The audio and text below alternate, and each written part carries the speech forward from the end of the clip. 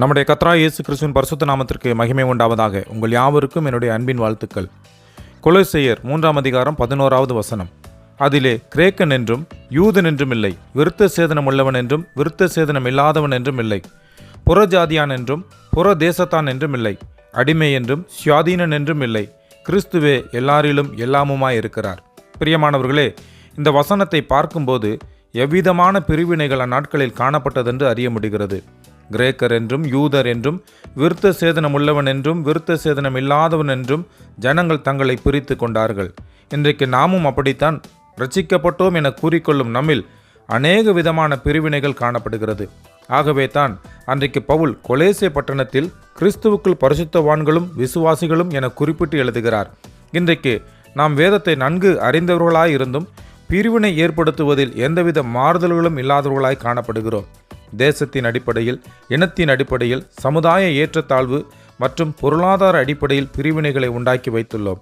ஆனால் சகலவித பிரிவினைகளையும் கிறிஸ்து இயேசு சிலுவையிலே தகர்த்து எறிந்துவிட்டார். 2 கொரிந்தியர் 5 முதல் 16 வரையுள்ள வசனங்களிலே கிறிஸ்துவனுடைய அன்பு எங்களை நெருக்கி ஏவுகிறது.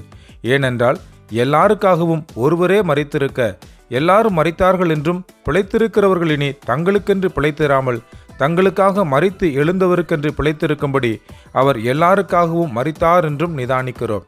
ஆகையால் இது முதற்கொண்டு நாங்கள் ஒருவனையும் மாம்சத்தின்படியே அறியோம். நாங்கள் கிறிஸ்துவையும் மாம்சத்தின்படி அறிந்திருந்தாலும் இனி ஒருபோதும் அவரை மாம்சத்தின்படி அறியோம். பாருங்கள், மாம்சத்திற்குரிய பாகுபாடுகளை இனி நாமும் பார்க்கக்கூடாது. ஏனெனில் சிலுவை எல்லாவற்றையும் நீக்கிவிட்டது. ஆகையினால்தான் பவுல் தீமோத்தேயுவை தன் மகன் என்றும் எப்பாப்பிரோதீத்துவை தன்னுடைய சகோதரன் என்றும் அடிமையாயிருந்த ஒனேசிமுவை தன்னுடைய மகன் என்றும் குறிப்பிடுகிறார். நாமும் கூட இதுவரை எப்படி இருந்தோம் என்பதை களைந்துவிட்டு இன்றே கிறிஸ்துவின் அச்சி அடையாளங்களை தரித்தவர்களாய் ஏற்ற தாழ்வுகளை களைந்து எல்லோரும் கிறிஸ்துவின் சரீரத்தின் அவயங்கள் என்ற சத்தியத்தில் உண்மையாய் நடப்போம். கர்த்தர்தாமே நம்மை ஆசீர்வதிப்பாராக. ஆமென்.